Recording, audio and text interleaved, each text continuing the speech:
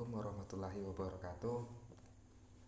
Saya Zakaria Fikri dari kelas 1E. Di sini akan membahas tentang pembatasan kekuasaan. Di samping pengertian kekuasaan sebagai kemampuan untuk memaksakan kehendak atau kemauan kepada pihak lain, beberapa pakar mengartikan kekuasaan sebagai kemampuan untuk membatasi tingkah laku pihak lain. Apa itu pembatasan pemerintah secara konstitusional? Konstitusionalisme adalah suatu konsep atau gagasan yang berpendapat bahwa kekuasaan pemerintah perlu dibatasi agar penyelenggaraan negara tidak sewenang-wenang atau otoriter.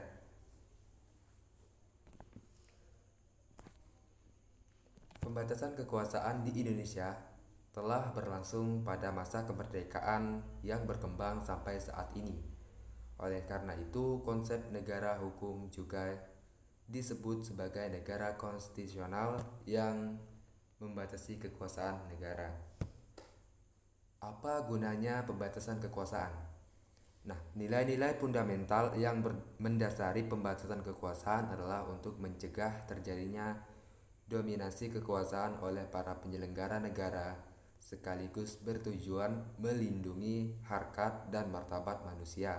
Pembatasan kekuasaan ini secara praktis berujung dan bertujuan pada kesejahteraan rakyat. Yang dimana kita ketahui bila ada pemerintah atau orang yang berkuasa memerintah semena-mena atau semaunya yang tidak mendasari hak-hak orang lain, maka di sana tentu akan sangat merugikan orang lain. Maka dari itulah guna untuk pembatasan kekuasaan. Mengapa kekuasaan pemerintah harus dibatasi oleh konstitusi? Agar pemerintah atau penguasa tidak bertindak sewenang-wenang terhadap warganya dan menjamin hak-hak dasar dan kebebasan warga negara dengan ketentuan hukum yang mengaturnya. Manakah pasal dari Undang-Undang Dasar 1945 yang membatasi kekuasaan pemerintah atau penguasa negara?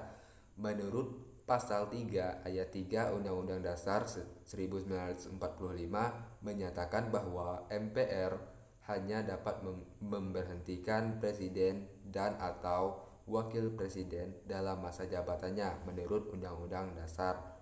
Pasal 3 ayat 3 ini berkaitan dengan pasal 7A Undang-Undang Dasar 1945.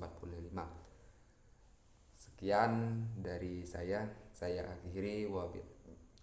Bila ada salah kata, saya mohon maaf karena masih belajar. Saya akhiri, wabillahi taufiq wal hidayah. Wassalamualaikum warahmatullahi wabarakatuh.